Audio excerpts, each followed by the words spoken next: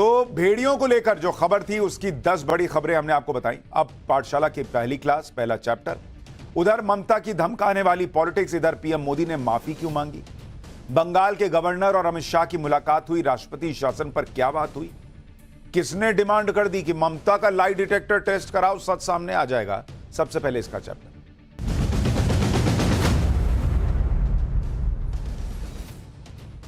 इस देश में सनातन को गाली देने वाले लोग भी हैं, अरे खुल के गाली देते हैं, लेकिन वो तो माफी नहीं मांगते। इस देश में भगवान का अपमान करने वाले लोग भी हैं जिन्होंने कभी माफी नहीं मांगी। इस देश में हमारे महानायकों को अपशब्द कहने वाले लोग हैं जो इस बात पर कभी शर्मिंदा तक नहीं होते। सावरकर जैसे वीर को कोसने वाले लोग हैं जिन्हें कभी अपनी बात पर पछतावा नहीं होता। और वो तो छोड़िए, अभी बंगाल में इतनी बड़ी घटना हो गई, किसी ने माफी मांगी क्या? किसी ने नहीं मांगी। लेकिन इसी देश में नरेंद्र मोदी जैसे नेता भी, जो छत्रपति शिवाजी महाराज के चरणों में सिर झुकाकर माफी मांगते हैं, वो भी इस बात पर कि उनकी एक प्रतिमा टूटकर गिर गई थी। जबकि अगर आप देखिएगा तो इसमें नरेंद्र मोदी का दूर दूर तक कोई लेना देना नहीं है। नरेंद्र मोदी उस प्रतिमा का मेंटेनेंस नहीं देख रहे थे। महाराष्ट्र का मामला था, वहां की सरकार का मामला था। शिवाजी महाराज की प्रतिमा और इस प्रोजेक्ट का काम राज्य सरकार के साथ मिलकर नौसेना ने किया था। लेकिन प्रतिमा गिरने की वजह कोई भी हो, गलती किसी की भी हो, नरेंद्र मोदी का उससे कोई सीधा लेना देना था भी नहीं। लेकिन मोदी ने सामने आकर जिम्मेदारी अपने ऊपर ले ली। उन्होंने एक बार भी नहीं सोचा कि वो तो प्रधानमंत्री हैं, वो क्यों माफी मांगेंगे भाई। लेकिन अपने महापुरुषों और महानायकों के प्रति ऐसा सम्मान और समर्पण है नरेंद्र मोदी का कि प्रधानमंत्री आज महाराष्ट्र गए तो बिना हिचक, बिना संकोच कह दिया कि छत्रपति शिवाजी महाराज हमारे आराध्य हैं, हमारे भगवान हैं। और वो सिर झुकाकर अपने आराध्य से माफी मांगते हैं, क्योंकि वो उन लोगों में से नहीं है जो आए दिन सावरकर जैसे महान सपूतों को गालियां देते रहे। सोचिए, इस बात से पीएम मोदी ने अपना सियासी कद और कितना ऊंचा कर लिया कि जिस बात के लिए मुख्यमंत्री माफी मांग चुके, डिप्टी सीएम माफी मांग चुके, और जिस बात में उनकी कोई गलती भी नहीं है, उन पर माफी मांगने का कोई प्रेशर भी नहीं था। वो चाहते तो कुछ ना बोलते और कह देते कि विपक्ष राजनीति कर रहा है। लेकिन पीएम मोदी ने ब्लेम गेम नहीं खेला। उन्होंने इस बात का पूरा ख्याल रखा कि जो लोग छत्रपति शिवाजी महाराज को भगवान की तरह पूजते हैं, उनकी आस्था को ठेस पहुंची है, इसलिए बॉस माफी मांग लेनी चाहिए। उनके दर्द को कम करने के लिए पीएम मोदी ने बिना लाग लपेट के माफी मांगी। पीएम मोदी ने साफ कर दिया कि उनके संस्कार इस देश के दूसरे नेताओं से अलग है। पीएम मोदी ने आज सिर्फ माफी नहीं मांगी, बल्कि इस देश में हर नेता को एक जरूरी सबक भी दिया है। और इंडी गठबंधन को तो यह सबक जरूर सीखना चाहिए, जो बंगाल तक पर माफी मांगने को तैयार नहीं है। नरेंद्र मोदी ने सबक दिया कि गलती मानने और माफी मांगने से कोई छोटा नहीं हो जाता। नेता को हमेशा जनता के सामने झुककर रहना चाहिए। नेता को इस घमंड में नहीं रहना चाहिए कि वही सब कुछ है। नेता को यह नहीं भूलना चाहिए कि यह कुर्सी जनता की ही दी हुई है। कई बार गलती के सीधे जिम्मेदार न होने पर भी माफी मांगनी चाहिए। सार्वजनिक जीवन में किसी भी नेता को विनम्र रहना चाहिए। एक बार सुनिए आज महाराष्ट्र के पालघर में पीएम मोदी ने क्या कहा है, फिर आपको बताऊंगा कि पीएम मोदी ने तो मूर्ति टूटने पर माफी मांग ली, बावजूद इसके कैसे पॉलिटिक्स की जा रही है अभी भी इंडी गठबंधन की तरफ से। और एक डॉक्टर बेटी और उसके परिवार के सपनों को तोड़ने की माफी ममता बनर्जी कब मांगेंगी, बंगाल में जो चल रहा है उस पर माफी कब मांगी जाएगी, इसका प्रश्न भी उठाऊंगा। लेकिन पहले पीएम मोदी को सुनिए। पिछले दिनों सिंधुदुर्ग में जो हुआ, मेरे लिए, मेरे सभी साथियों के लिए छत्रपति शिवाजी महाराज ये सिर्फ नाम नहीं है। हमारे लिए छत्रपति शिवाजी महाराज आराध्य देव है।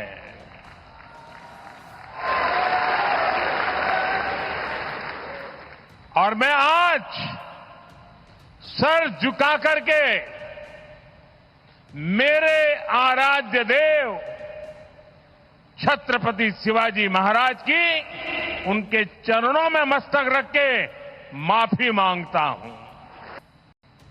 वीर सावरकर को गालियां देने के बावजूद भी माफी मांगने को जो तैयार नहीं है, अदालतों में जाकर के लड़ाई लड़ने को तैयार है, महाराष्ट्र की जनता उनके संस्कार को अब जान ले। पीएम मोदी की इस पाठशाला से इंडी गठबंधन के नेता बहुत से सबक ले सकते हैं और खासकर पश्चिम बंगाल की मुख्यमंत्री ममता बनर्जी के लिए यह सबक बड़ा जरूरी भी है। पीएम मोदी ने तो एक मूर्ति टूटने पर माफी मांग ली, उसके बारे में और आगे बताऊंगा। शिवाजी महाराज के लिए, उनके प्रतीकों के लिए नरेंद्र मोदी ने क्या किया है वो भी आगे याद दिलाऊंगा। लेकिन यही कोलकाता केस पर भी आप देखिए कैसी पॉलिटिक्स हुई। ममता बनर्जी से सवाल है कुछ कि ममता बनर्जी डॉक्टर बेटी को सुरक्षित माहौल नहीं देने पर कब माफी मांगेंगी? वो डॉक्टर बेटी के परिवार के सपने टूटने पर कब माफी मांगेंगी? वो मेडिकल कॉलेज को हमले से न बचा पाने पर कब माफी मांगेंगी? और वो उन डॉक्टर से कब माफी मांगेंगी जिन्हें वो सुरक्षा का भरोसा नहीं दे पा रही है? जिस तरह से ममता की पुलिस ने इस केस को हैंडल किया, उसके लिए ममता बनर्जी कब माफी मांगेंगी? राहुल गांधी कब माफी मांगेंगे कि वो यूपी के मामले में तो बोलते हैं लेकिन बंगाल नहीं जा पाते? ममता बनर्जी जिस तरह से बर्ताव कर रही हैं, जिस तरह से धमका रही हैं, उससे तो ऐसा कहीं से नहीं लगता कि वो माफी मांगने के मूड में। माफी तो छोड़िए, वो अपनी गलती तक मानने को तैयार नहीं, उल्टे ब्लेम गेम खेल रही हैं। आज भी उन्होंने सारा दोष पीएम मोदी पर मढ़ते हुए उन्हें एक और चिट्ठी लिख दी। ममता बनर्जी एक चिट्ठी पहले भी पीएम मोदी को लिख चुकी थी, आज उन्होंने पीएम मोदी को एक दूसरी चिट्ठी लिखी है। इस चिट्ठी में ममता बनर्जी ने पीएम से कहा कि उन्होंने 22 अगस्त को महिला अपराध पर सख्त कानून की मांग को लेकर एक लेटर पहले भी लिखा था। ममता बनर्जी ने कहा कि इतने संवेदनशील मुद्दे पर भी उन्हें लेटर का कोई जवाब नहीं मिला। ममता बनर्जी ने कहा कि उन्हें प्रधानमंत्री का जवाब तो नहीं मिला, लेकिन महिला और बाल विकास मंत्रालय का लेटर मिला है, जिससे यह पता चलता है कि मामले की गंभीरता को समझा नहीं जा रहा है। ममता बनर्जी ने कहा कि फिर से सख्त कानून बनाने की अपील करती हैं। उन्होंने कहा कि उन्हें उम्मीद है कि समाज के हित में उनकी बात पर ध्यान दिया जाएगा। ममता बनर्जी ये लेटर तब लिख रही हैं जब उन्हें उनके 22 अगस्त के लेटर का रिप्लाई 25 अगस्त को मिल चुका है। लेकिन ममता बनर्जी की कुर्सी खतरे में है, तो वो पीएम को चिट्ठियां लिखकर अपनी कुर्सी बचाने के चक्कर में, और ये चिट्ठियां लिखने का सीधा मकसद यही है कि पूरे मामले में पीएम का नाम लाकर राजनीति की जाए, जिससे कोलकाता केस से ध्यान भटक जाए। ममता बनर्जी को लग रहा है कि उनकी कुर्सी तभी बच पाएगी जब वो इस तरह से कोलकाता केस में राजनीति करेंगी और बार बार इस राजनीति में पीएम मोदी का नाम घसीट लाएंगी। ये सब ममता बनर्जी इसलिए कर रही हैं कि वो बेचैन है। उनकी बेचैनी की वजह यह है कि राज्यपाल दिल्ली में गृहमंत्री से मिलने आए हुए हैं। आज पश्चिम बंगाल के राज्यपाल सीवी आनंद बोस की मुलाकात गृह मंत्री अमित शाह से हुई है। यह मुलाकात तब हुई जब राष्ट्रपति भी कोलकाता केस पर कह चुकी है कि अब बस बहुत हुआ। राष्ट्रपति के बयान के बाद अब राज्यपाल का गृह मंत्री से मिलना दिल्ली से लेकर कोलकाता तक इस मीटिंग को लेकर बड़ी हलचल है। और शायद ममता बनर्जी ने चिट्ठी आज इसलिए भेजी हो कि कहीं अगर राष्ट्रपति शासन लगने वाला हो तो वो ये दिखा सके कि देखो, मैं तो लड़ रही थी लड़ाई, मैं तो कानून बनाने बोल रही थी, ये तो नरेंद्र मोदी नहीं बना रहे, मेरी चिट्ठी का रिप्लाई नहीं कर रहे हैं, और देखो राष्ट्रपति शासन लगा दिया। राज्यपाल की गृह मंत्री से मुलाकात में क्या बात हुई, अंदर की खबर क्या है, यह भी हमने सूत्रों से पता किया। पता चला कि बंगाल के राज्यपाल ने गृह मंत्री को लॉ एंड ऑर्डर पर रिपोर्ट सौंप दी है। इसमें प्रदर्शनकारियों पर पुलिस के एक्शन के बारे में बताया गया है। प्रदर्शन के दौरान बीजेपी नेताओं पर हुए हमले की जानकारी दी गई है। राज्यपाल ने गृह मंत्री को बताया कि पीड़ित परिवार क्या चाहता है, उनकी क्या मांग है, इन सब की जानकारी गृह मंत्री अमित शाह को दे दी गई है। यानी गृह मंत्री के पास अब बंगाल की कानून व्यवस्था कैसी है, इसको लेकर कंप्लीट रिपोर्ट है। अब सवाल यह है कि क्या राष्ट्रपति शासन लगेगा? उधर पश्चिम बंगाल के हालात को लेकर इसलिए भी सवाल उठ रहे हैं कि 22 दिन हो गए, 22 डेज, अभी भी डॉक्टर्स का आंदोलन चल रहा है। डॉक्टर्स को डराया धमकाया जा रहा है, लेकिन डॉक्टर पीछे हटने को तैयार नहीं है। वो अपना आंदोलन तेज करने की तैयारी कर रहा है। डॉक्टर्स इस आंदोलन को खत्म करने के लिए तैयार नहीं है क्योंकि उन्हें राज्य सरकार पर भरोसा नहीं है। वो आंदोलन के दूसरे पार्ट की तैयारी कर रहे हैं। डॉक्टर्स का सीधा कहना है कि इस मामले में न्याय हो, उन्हें सुरक्षा मिले और दोषियों को सजा मिले। एक बार 22 दिन से आंदोलन कर रहे डॉक्टर्स को भी सुनिए। हम लोग 2 सितंबर डिसाइड किया है, लाल बाजार जाएंगे, क्योंकि हम लोगों का जो डिमांड है सीपी का रेजिग्नेशन, उसके हिसाब से वो तो अभी तक नहीं हुआ, इसलिए हम लोग लाल बाजार अभियान ये करेंगे 2 सितंबर। और सीज वर्क जैसे चल रहा था वैसे ही चलेगा। हम लोग एक पेन डाउन के प्लान कर रहे हैं all over India. Kolkata case को लेकर ममता बनर्जी के खिलाफ भयंकर गुस्सा है। बंगाल में कोई दिन ऐसा नहीं जा रहा जिस दिन प्रोटेस्ट ना हो रहा है। आज भी कोलकाता में बड़ा प्रोटेस्ट हुआ है। यह प्रोटेस्ट एक बार फिर बीजेपी ने किया। बीजेपी के इसी तरह से प्रोटेस्ट और लगातार सियासी हमलों से ममता बनर्जी परेशान है। बीजेपी ने किस तरह से आज प्रोटेस्ट किया है कोलकाता में, उसकी कुछ तस्वीरें दिखाता हूं। हम आपको तस्वीरों में दिखा रहे हैं, ये करुणामयी और उस कमीशन के सामने की तस्वीर है। यहाँ पर देखिए, यहाँ पर पुलिस से जो एक बड़ा कॉर्डन लगाया है, सुरक्षा घेरा लगा दिया है और उन्हें आगे जाने की अनुमति नहीं दी जा रही है। साथ ही यहाँ पर बैरिकेड भी लगाए गए हैं। बड़ी संख्या में महिला पुलिस कर्मी को जो है तैनात किया गया है, ताकि जो महिला मोर्चा के कार्यकर्ता हैं यहाँ पर उनको रोका जा सके। उनके तरफ से कहा जा रहा है कि उनको आगे जाने की अनुमति नहीं है, ऐसे में उनको यहीं पर उस दफ्तर के सामने जो है रोक दिया गया है। लगातार नारेबाजी की जा रही है और पुलिस से बातचीत करने की कोशिश कर रहे हैं अग्निमित्रा पॉल और लोकेट चैटर्जी, और कह रहे हैं कि उन्हें जो है उस जो विमेन कमीशन का दफ्तर है वहां तक जाना है। बीजेपी ने ममता बनर्जी की सियासी घेराबंदी कर दी और इसी बात से परेशान ममता बनर्जी पीएम को चिट्ठी पर चिट्ठी लिखे जा रही है। लेकिन ममता बनर्जी इस बार बुरी तरह फंसी हुई। बीजेपी ने तो यहां तक कह दिया कि ममता बनर्जी का लाई डिटेक्टर टेस्ट होना चाहिए और सच सामने आ जाएगा। सुनिए बीजेपी के प्रवक्ता प्रेम शुक्ला को। सुश्री ममता बनर्जी को जिन बलात्कारियों को बचाने का उन्होंने प्रयास किया है, उस मामले में जब तक स्वयं ममता बनर्जी का लाई डिटेक्टर टेस्ट नहीं होता, तब तक इस मामले की तह तक पहुंचा नहीं जा सकेगा। कल जो टेप आए हैं, ऑडियो टेप्स, जिसमें बलात्कार पीड़िता के परिजनों को अस्पताल के एक अधिकारी द्वारा किए गए फोन में किस तरह से झूठ बोला गया, वो सिद्ध हुआ है। एक तरफ तो ममता बनर्जी हैं जो मुख्यमंत्री की अपनी कुर्सी बचाने के लिए इस हद तक जाती हैं कि उन पर आरोप लगता है कि ये तो भाई डरा रही हैं, धमका रही, धमकियां दे रही हैं। फिर देश में आग लग जाए तो लग जाए, उन्हें कोई फर्क नहीं पड़ता। दूसरी तरफ प्रधानमंत्री मोदी जो एक प्रतिमा गिरने पर माफी मांग लेते हैं और एक पल के लिए भी ये नहीं सोचते कि लोग क्या कहेंगे। छत्रपति शिवाजी महाराज की जिस प्रतिमा के गिरने के लिए पीएम मोदी ने आज महाराष्ट्र जाकर माफी मांगी, उस प्रतिमा का अनावरण पीएम मोदी ने पिछले साल 4 दिसंबर को किया था। नौसेना दिवस के मौके पर महाराष्ट्र के सिंधुदुर्ग जिले के राजकोट जिले में 35 फीट ऊंची प्रतिमा का अनावरण हुआ था। प्रतिमा का मकसद मराठा नौसेना की विरासत और छत्रपति शिवाजी महाराज के समुद्री सुरक्षा में योगदान का सम्मान करना था।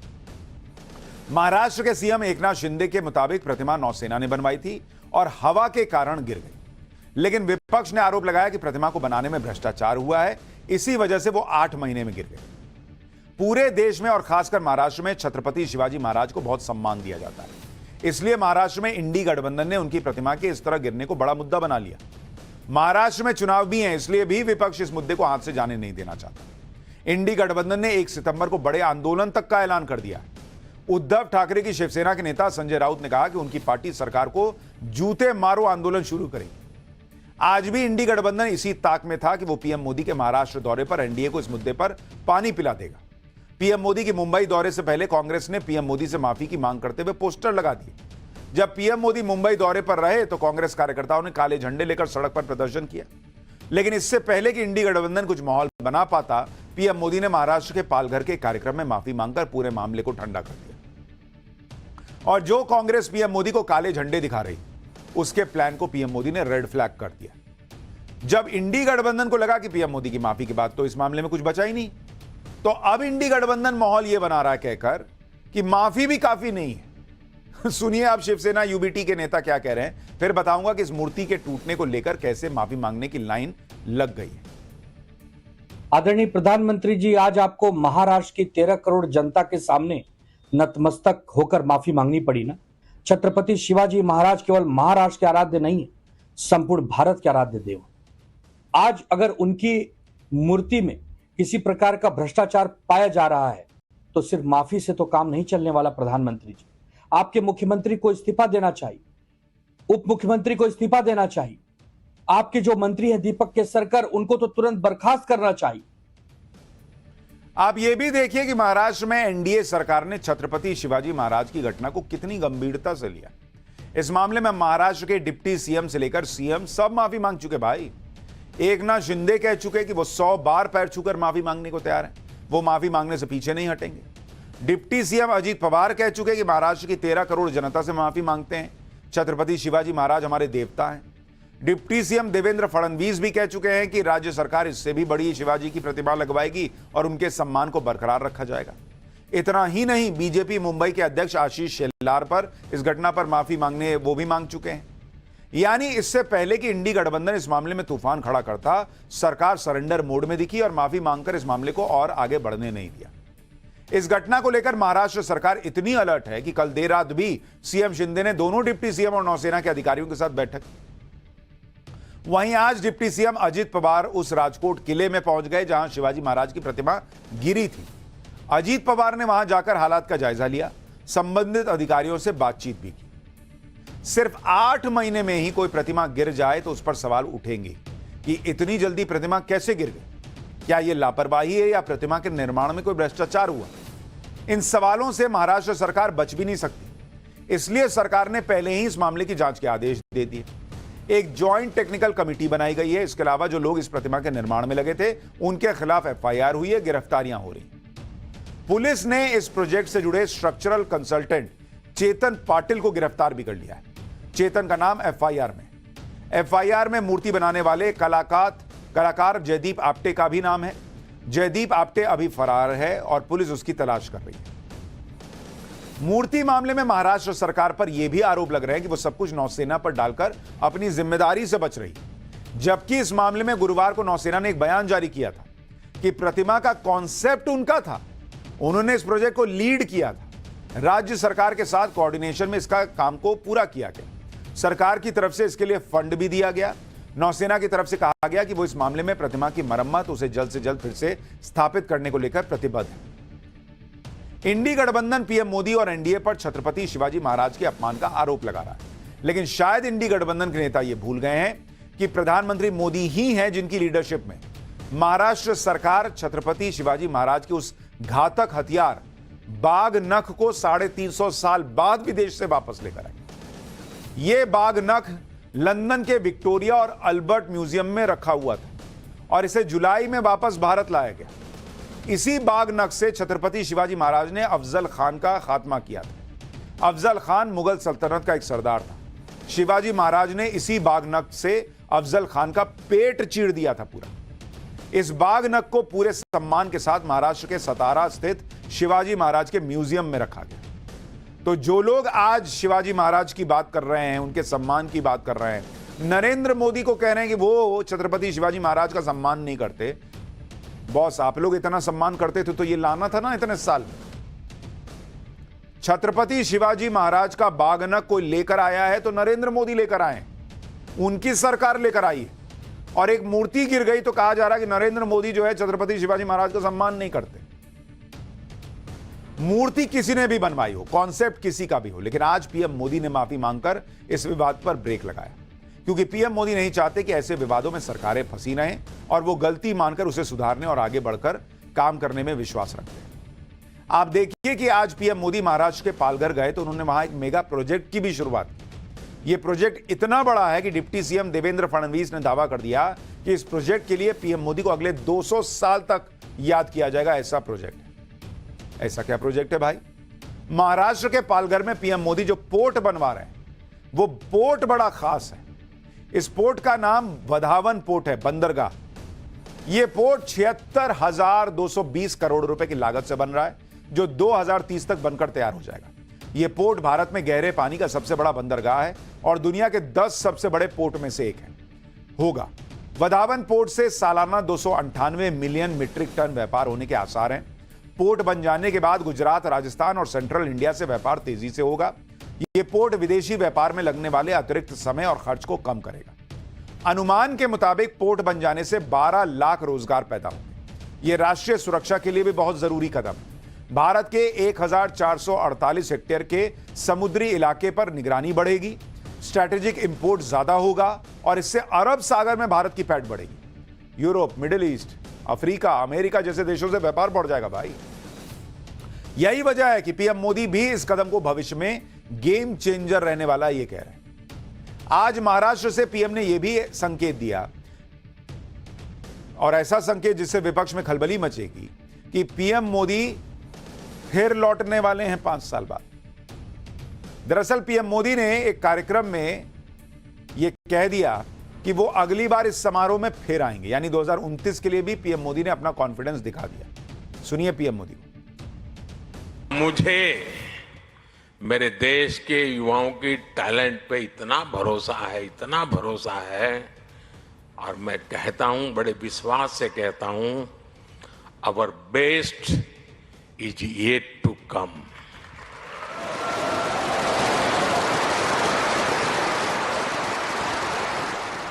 ये आपका 5वां समारोह है ना, तो 10वें में मैं आऊंगा।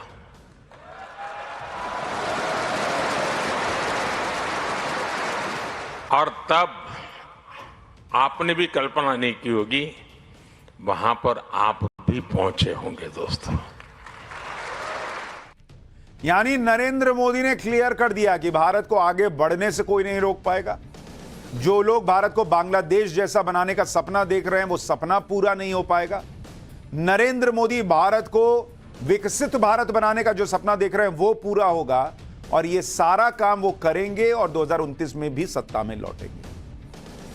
जो लोग नरेंद्र मोदी को हटाने की तैयारी कर रहे हैं, वो भूल रहे हैं कि नरेंद्र मोदी 2029 की तैयारी करके बैठे हैं। लेकिन जिन्हें नरेंद्र मोदी को हटाना है, वो पहले अपने आसपास जो लोग हैं उन्हें ही कोहनी मार मार के हटा रहे हैं। पाठशाला में अगली क्लास, राहुल, अखिलेश, केजरीवाल, इंडी के 3 नेताओं के बीच तलवारें क्यों खिंच गई हैं? महाराष्ट्र, हरियाणा और जम्मू कश्मीर चुनाव, इंडी के वो प्लेयर जो मोदी की टीम से खेल रहे हैं क्या? अब इसका चैप्टर।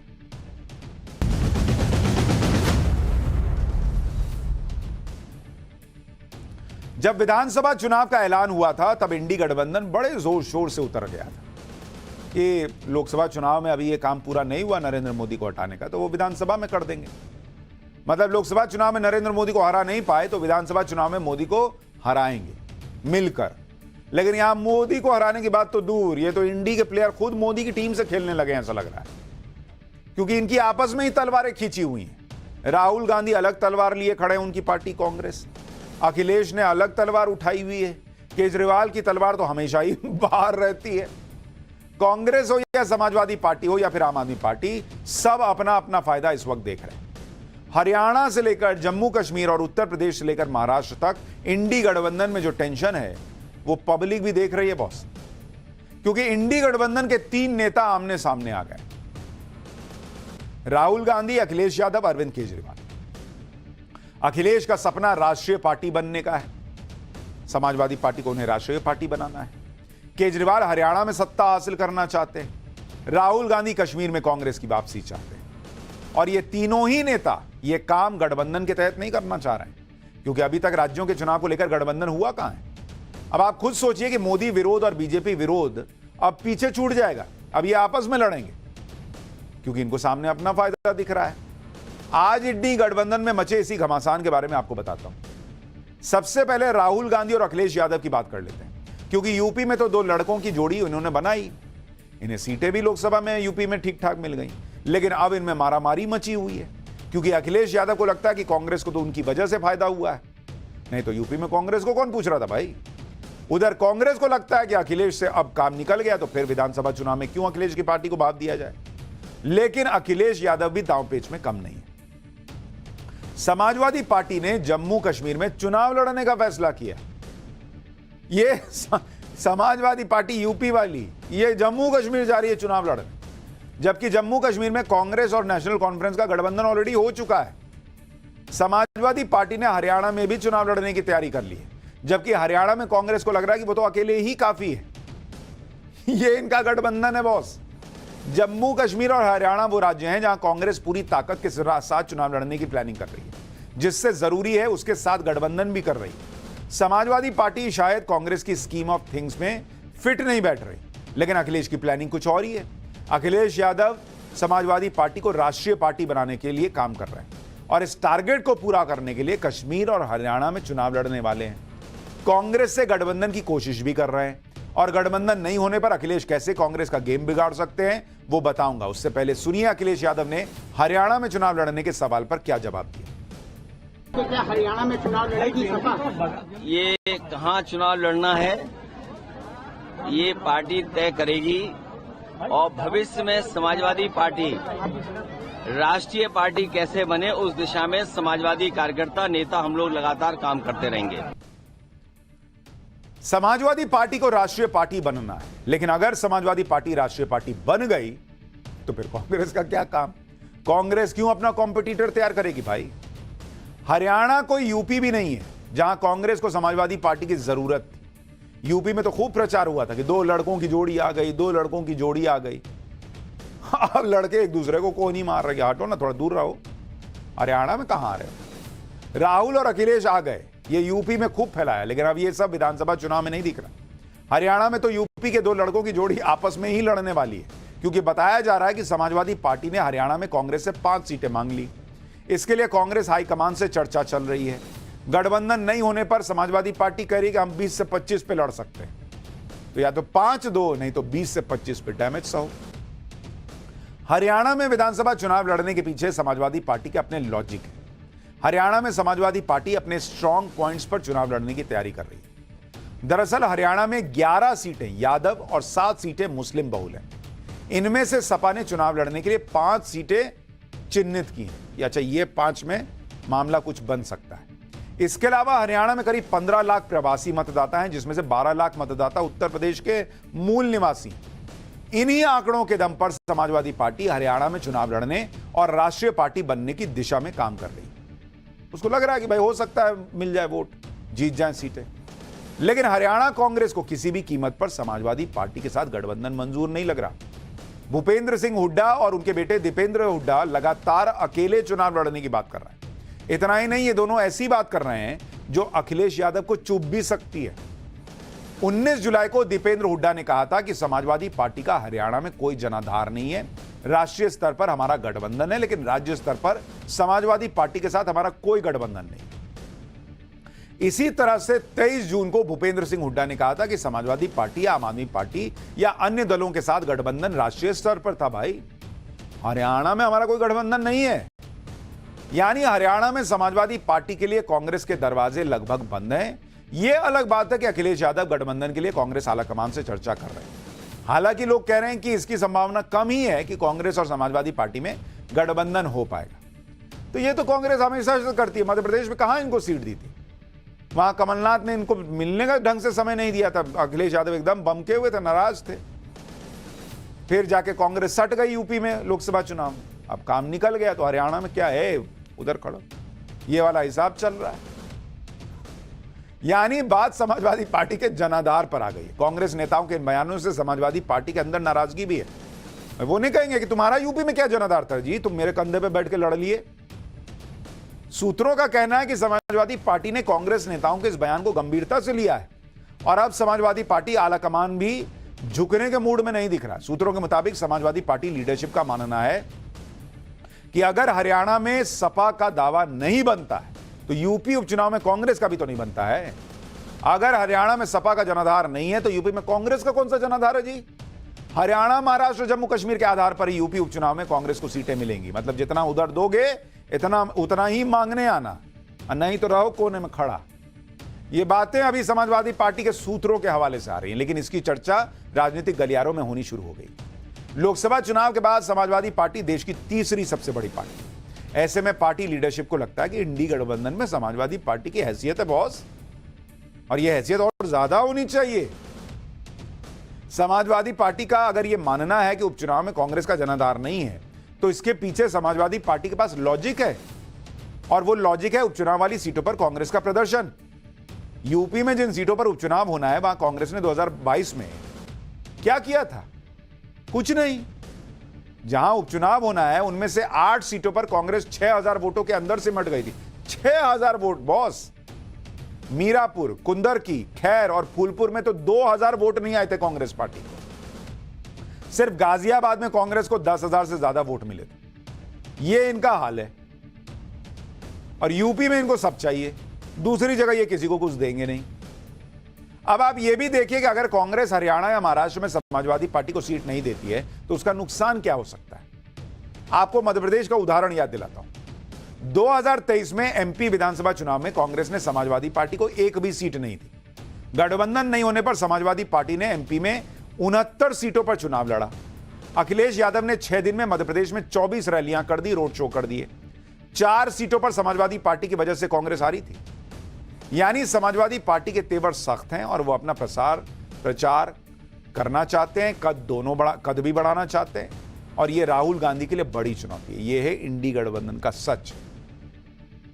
यानी इंडी गठबंधन जो बिना किसी विचारधारा के बना था, वो अब लोकसभा चुनाव खत्म होने के 3 महीने के अंदर ही बिखरने लगा।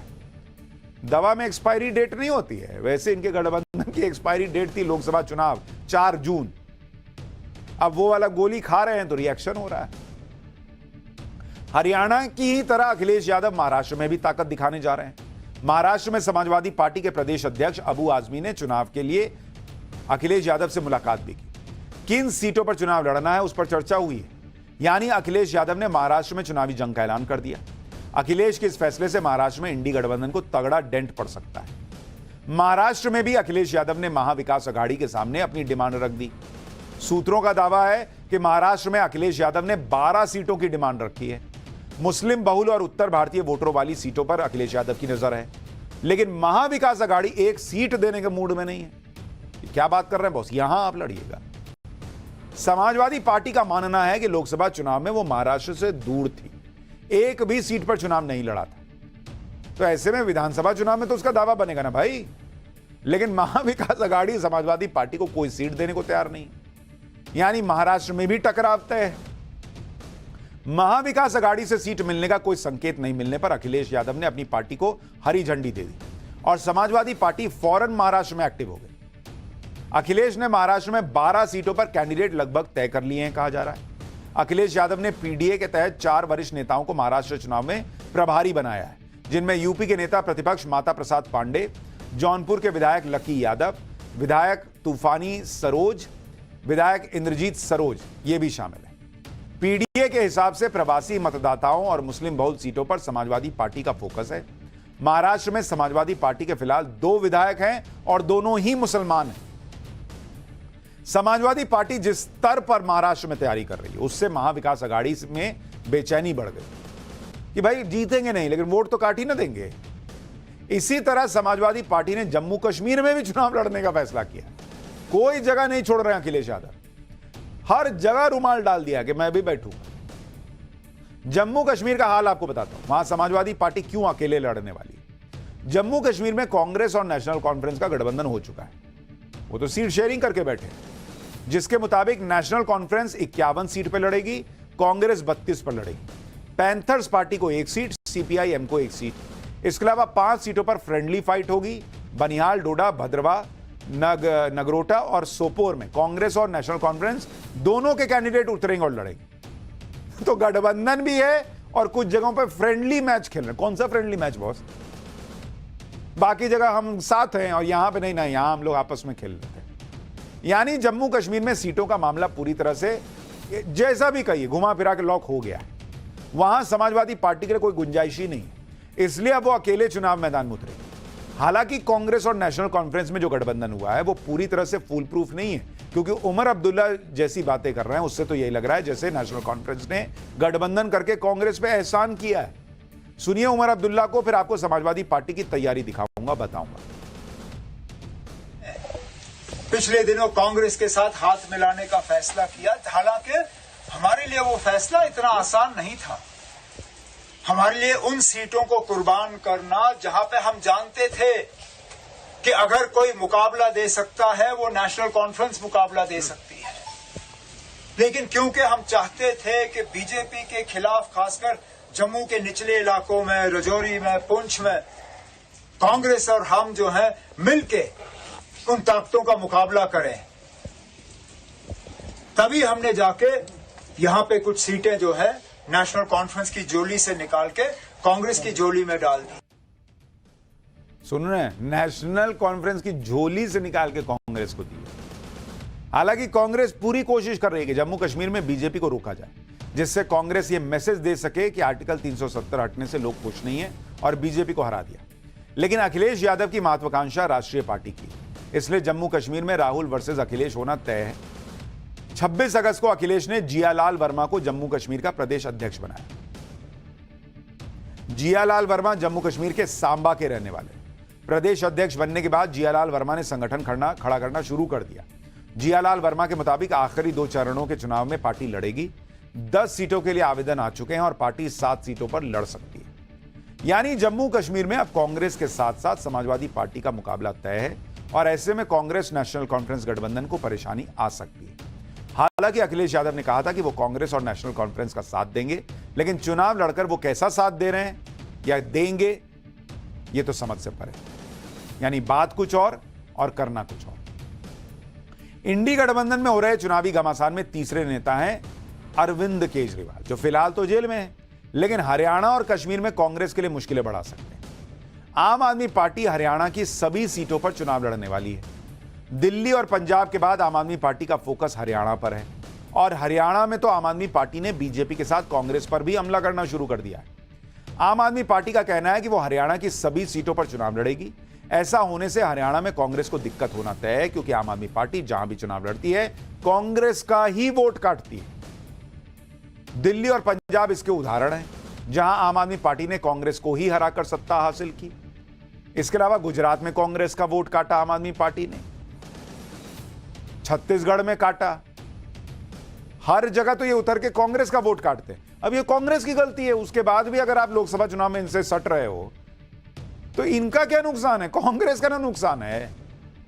आम आदमी पार्टी सिर्फ हरियाणा में ही कांग्रेस को झटका नहीं दे रही, बल्कि वो भी जम्मू कश्मीर में कांग्रेस के लिए परेशानी खड़ी कर रही।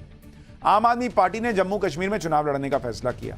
आम आदमी पार्टी ने जम्मू कश्मीर के लिए अपने स्टार प्रचारकों की लिस्ट भी जारी कर दी, जिसमें केजरीवाल भी हैं, सुनीता केजरीवाल भी हैं, भगवंत मान, संजय सिंह, राजगढ़ चड्ढा, मनीष सिसोदिया, आतिशी, सत्येंद्र जैन, सब इसमें लिस्ट में। आम आदमी पार्टी ने 40 नेताओं की लिस्ट बनाई है भाई, स्टार कैंपेनर की, कि ये कश्मीर में जाएंगे, जम्मू कश्मीर में जाएंगे, प्रचार करेंगे। तो सबने लोकसभा चुनाव खत्म होते अपनी अपनी तलवार निकाल लिए कि आओ काटिए देखिए।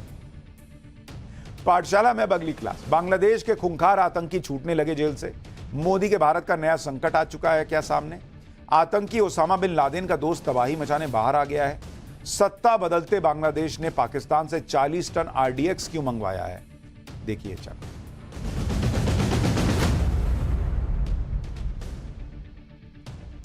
बांग्लादेश में जब बवाल हुआ था और वहां पर तख्ता पलट हुआ था, तब हमारे यहां कुछ लोग कहते थे कि भारत भी बांग्लादेश बन जाएगा। लेकिन जो लोग ये बातें करते थे वो आज पहले ये तो देख लें कि बांग्लादेश क्या बन रहा है, पहले ये तो देखो।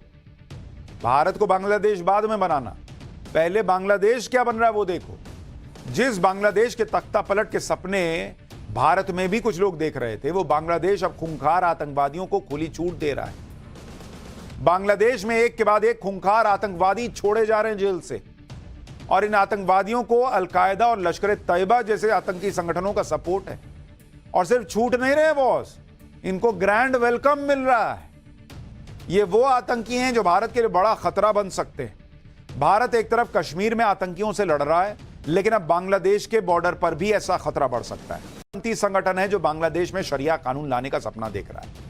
इसी वजह से शेख हसीना ने इस संगठन पर बैन लगा दिया था, लेकिन अब तो शेख हसीना चली गई, इसलिए इन सब कट्टरपंथियों और आतंकवादियों के अच्छे दिन शुरू हो गए। अब कोई बताए जो बांग्लादेश के आंदोलन को पब्लिक का आंदोलन बता रहे थे, आरक्षण से जुड़ा आंदोलन बता रहे थे, ये आरक्षण की लड़ाई थी कि आतंकी छोड़ने शुरू हो गए, ये आरक्षण की लड़ाई थी कि हिंदुओं पर हमले शुरू हो गए, ये आरक्षण की लड़ाई थी कि आरडीएक्स की सप्लाई शुरू हो गई।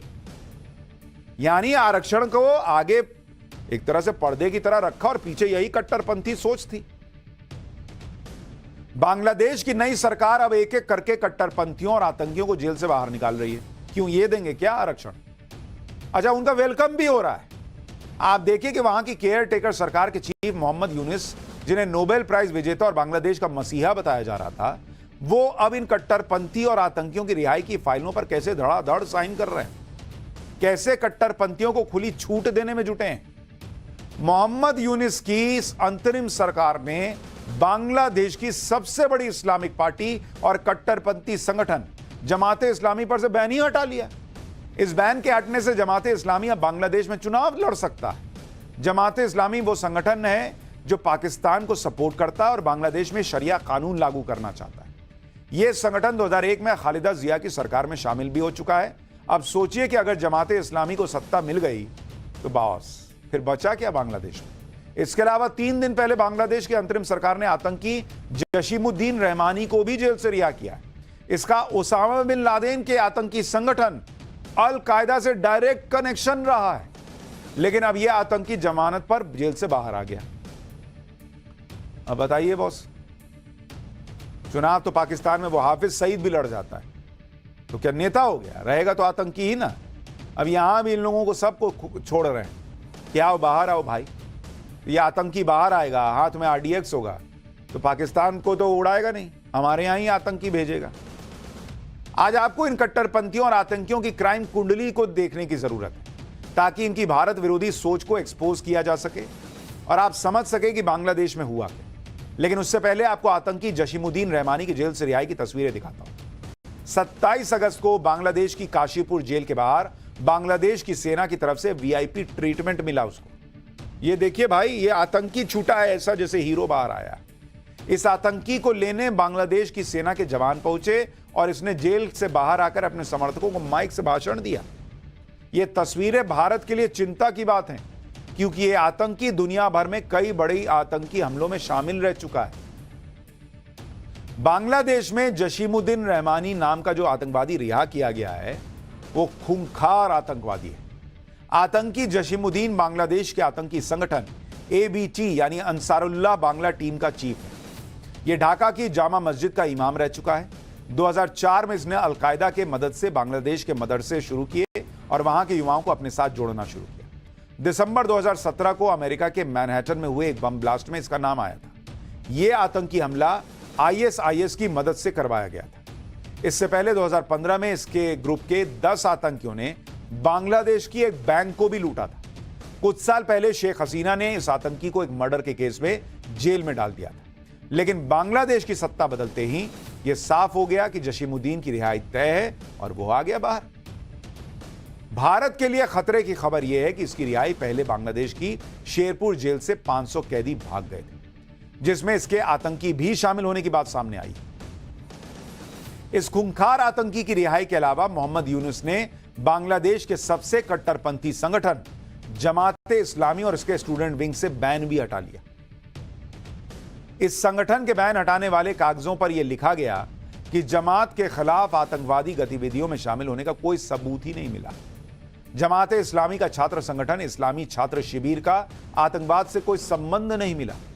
सरकार का मानना है कि जमाते इस्लामी और इस्लामी छात्र शिविर किसी भी आतंकवादी गतिविधि में शामिल नहीं है, इसलिए इन पर चल रहा प्रतिबंध हटाया जाता है। अभी तो तुम जुम्मे आए हो सरकार में, तुमको इतनी जल्दी पता भी चल गया कि कोई सबूत नहीं मिला। तुमसे हिंदुओं पर हो रहे हमले नहीं रुक पा रहे, लेकिन इतनी जल्दी सबूत मिल गए कि इनके खिलाफ कोई सबूत नहीं है, जबकि ये वही संगठन है जिन्हें आतंकी घटनाओं में शामिल होने की वजह से बांग्लादेश की सुप्रीम कोर्ट ने बैन किया था। और ये आया नया नया आदमी, इसको सबूत मिलने बंद हो गए कि कुछ नहीं मिल रहा, निकालो निकालो, सबको बाहर निकालो। क्या आदमी है भाई।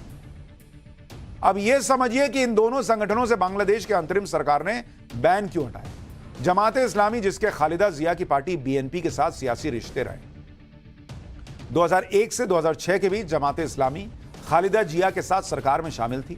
जमाते इस्लामी वही संगठन है जिसने पाकिस्तान के खिलाफ बांग्लादेश की आजादी की लड़ाई में पाकिस्तान का साथ दिया। इस संगठन के ISI, हमास, फिलिस्तीन, इस्लामिक जिहाद जैसे कट्टरपंथी संगठनों से कनेक्शन है। 2001 से 2006 के दौरान जमात ने बांग्लादेश में लश्कर-ए-तैयबा के आतंकवादियों को शरण भी दी थी। जमाते इस्लामी का छात्र संगठन इस्लामी छात्र शिविर, जो पाकिस्तानी आतंकी संगठन हुजी के साथ बहुत पहले से काम करता रहा। साल 2008 में जब बांग्लादेश में राष्ट्रपति शासन था, उस दौरान आतंकी संगठन हुजी और इस्लामी छात्र शिविर के लोगों ने भारत में 6 प्रमुख शहरों में बॉम्ब ब्लास्ट कराए थे। इन संगठनों का मकसद बांग्लादेश में प्रो पाकिस्तान और तालिबान स्टाइल कट्टरपंथी शासन को स्थापित करना है। साल 2013 में जमाते इस्लामी को शेख हसीना की सरकार ने बैन किया था। अब यह संगठन बांग्लादेश में चुनाव लड़ेगा और अगर जीतकर सत्ता में आ गया तो इस बार बांग्लादेश में शरिया कानून भी लागू हो सकता है। यानी जो लोग बांग्लादेश में तख्तापलट होने पर भारत में खुश थे, जश्न मना रहे थे, वो आज देख लें कि किस तरह से बांग्लादेश को आतंकवादियों और कट्टरपंथियों के हवाले किया जा रहा है। ये कौन से एंगल से आपको पब्लिक की आरक्षण पाने की लड़ाई लग रही है या पब्लिक का आंदोलन लग रहा है? क्या ये लोग चाहते हैं कि भारत का भी यही हाल हो? इस समय बांग्लादेश में जमाते इस्लामी की जिम्मेदारी क्या है वो आपको बता ही रहा हूं। लेकिन भारत के लिए दूसरी टेंशन की बात यह भी है कि बांग्लादेश ने भारी संख्या में पाकिस्तान से हथियार मंगवाए और इसमें बड़ी मात्रा में आरडीएक्स शामिल है। मतलब एक तरफ आतंकी छूट रहे हैं, दूसरी तरफ धमाके का सामान आ रहा है। भारत सरकार को पता चला है कि बांग्लादेश को पाकिस्तान से हथियारों की एक बड़ी खेप मिलने वाली है, जिसमें 40,000 राउंड गोला बारूद है। इसके अलावा टैंक्स के लिए 2,000 राउंड गोला बारूद है। इतना ही नहीं, 40 टन आरडीएक्स विस्फोटक भी पाकिस्तान से आ रहा है। हथियारों की इस लिस्ट में लंबी दूरी तक हमला करने वाली 2,900 मिसाइल्स भी हैं। हैरानी तो आपको यह जानकर होगी कि इस बार बांग्लादेश ने पिछली बार से 3 गुना हथियार मंगवाए। पिछली बार 12,000 राउंड गोला बारूद मंगवाया गया था, जबकि अब की 40,000 राउंड मंगवाया गया है। इस गोला बारूद का इस्तेमाल टैंक में किया जाएगा जो 30 से 35 किलोमीटर तक फायर कर सकती है। पाकिस्तान से इन हथियारों की डिलीवरी 3 पार्ट में होगी, जो सितंबर 2024 के पहले हफ्ते में शुरू होकर दिसंबर 2024 तक चलेगी। पाकिस्तान ऑर्डिनेंस फैक्ट्री की अलग अलग विंग में इस ऑर्डर की लिस्ट भेज दी गई है।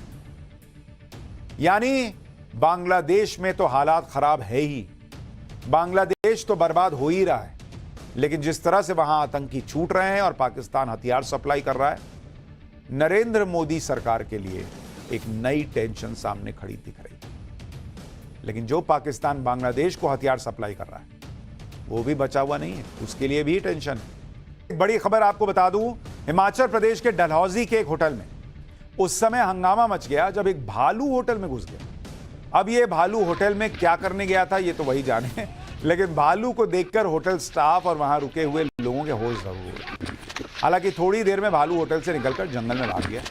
ये तस्वीरें आप देखिए, उसका भी छुट्टी मनाने का मन किया होगा। इसी तरह की एक और हैरान करने वाली तस्वीर उत्तर प्रदेश के लखीमपुर से आई, जहां एक टाइगर अचानक सड़क पर चहलकदमी करता दिखाई दिया। सड़क पर टाइगर को देखकर लोगों का गला सूख गया।